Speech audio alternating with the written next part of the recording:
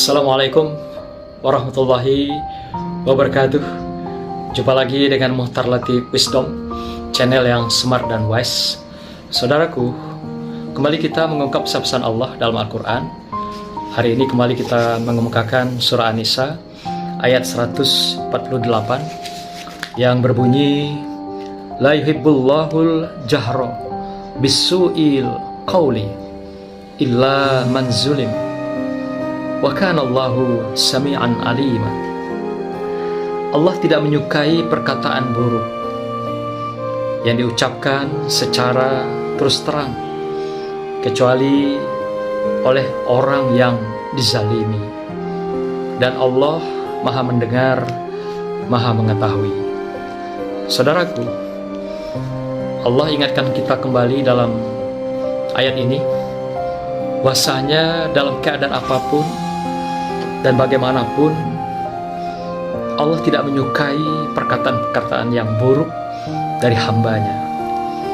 Karena perkataan yang buruk itu tentu lahir dari lisan dan juga hati yang kotor, pikiran yang kotor. Tentu saja ketika orang bisa menyampaikan sesuatu yang baik, indah, elok, baik kata-katanya, penyampaiannya, dan kandungan pesan yang ada di dalam komunikasi yang disampaikan itu, setiap keindahan yang keluar dari lisan seseorang tentulah merupakan cerminan dari qalbun salim, hati yang bersih, hati yang sehat, hati yang ikhlas. Banyak sekali orang-orang yang pandai mengemas kata-kata dengan lisan yang baik dan indah, sehingga orang terpesona, terbawa, dan kadang-kadang juga terpengaruh dengan keindahan-keindahan bahasa itu. Dan memang beginilah yang seharusnya memang diucapkan oleh seorang, sekelompok orang, apalagi seorang pemimpin di dalam sebuah kekuasaan, di dalam sebuah institusi, organisasi. Karena bahasa yang keluar adalah merupakan juga simbol atau organisasi yang dipimpinnya. Buruknya kata, buruknya bahasa mencerminkan juga buruknya sebuah lembaga dan institusi yang dipimpin oleh seseorang. Banyak sekali terminologi, kata-kata yang kita ikuti dalam Al-Quran, di mana Allah meminta kita berbahasa, berkata dengan baik. Walaupun sebenarnya bahasa itu adalah bola permainan makna. Artinya ketika orang mengucapkan sesuatu kata, menyampaikan sepotong kalimat, tentu ada bola permainan makna yang diinginkan dari bahasa-bahasa yang disampaikan. Maka itu Allah juga ketika dia menyampaikan beberapa pesan kepada hambanya, juga dengan variasi-variasi bahasa yang juga sangat terpelihara dengan baik dan indah, dengan kaulan karimah, bahasa-bahasa yang indah, bahasa-bahasa yang penuh dengan sastra sangat tinggi. Dari mulai sejak Nabi Adam alaihissalam, bahasa-bahasa, kata-kata kalimat yang disampaikan Allah itu sangat-sangat indah. Belum lagi susunan kata kalimat yang begitu indah, diakhiri dari setiap surat. Misalnya kalau ah semua, kalau un semua, i semua. Begitulah susunan kalimat yang ditata Allah, yang disampaikan sebagai wahyunya kepada para nabi dan rasul, dan sampai khataman nabi, yaitu Nabi Muhammad SAW. Semua dalam tuntunan bahasa dan kata yang sangat indah. Kaulan karimah, kaulan sadida.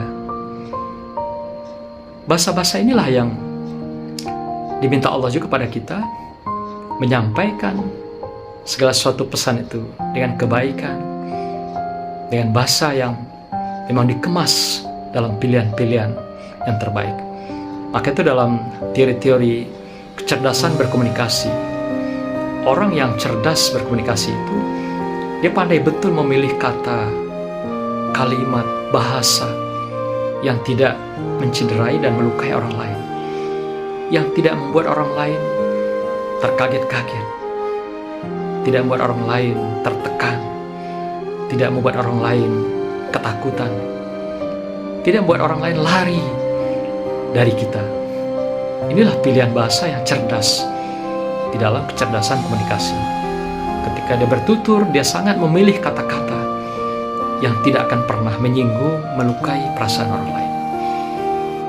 Dalam ayat ini Allah perbolehkan sebenarnya menyampaikan sebuah bahasa atau perkataan-perkataan yang sebenarnya. Tentu ada catatan bagi mereka yang terzalimi. Ketika mereka terzalimi oleh sekelompok orang, sekelompok kaum atau segolongan orang atau sekelompok orang atau segolongan orang yang menganiaya mereka, sebagai sebuah persaksian mereka boleh mengungkapkan fakta-fakta dengan mengatakan bahasa atau kata yang sebenarnya.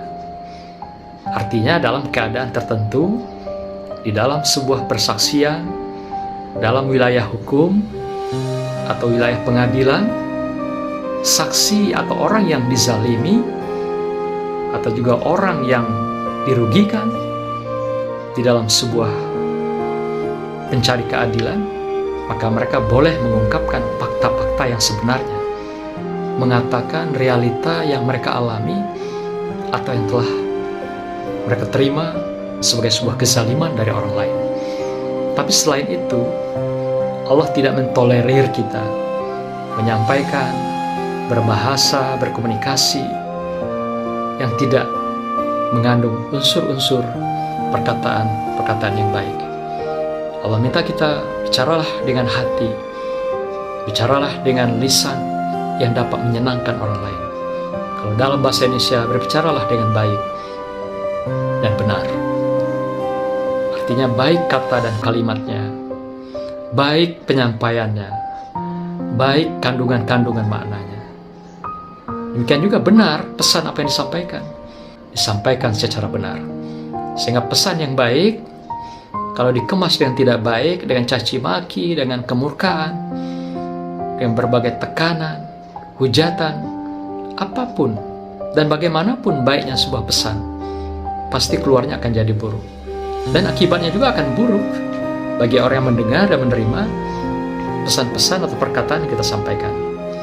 Tetapi boleh jadi ketika seseorang pandai mengemas sebuah pesan, walaupun isinya buruk, niatnya buruk, dan juga tujuannya adalah buruk, tapi dikemas dengan baik, disampaikan dengan baik, dikelola dengan baik pesan-pesan itu, maka dia juga bisa mempengaruhi orang lain atau juga bisa mengajak orang lain untuk melakukan berbagai kemaksiatan, kejahatan, atau kezaliman.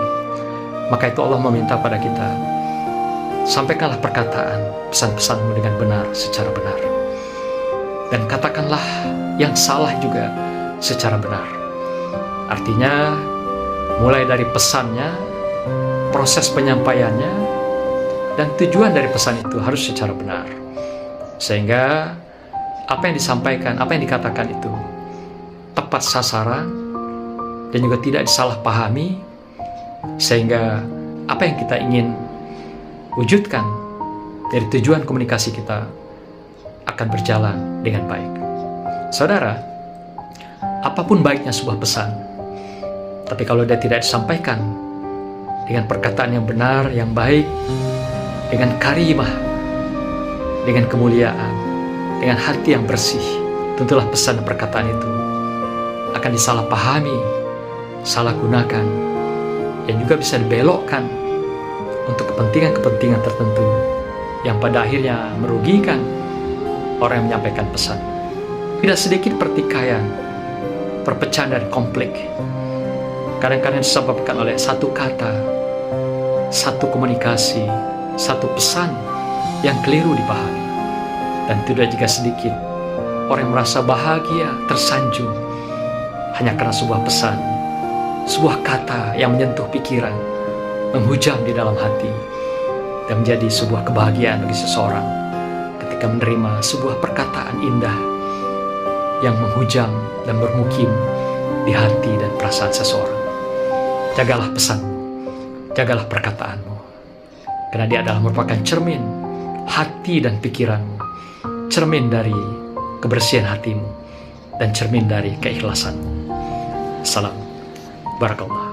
Wassalamualaikum warahmatullahi wabarakatuh.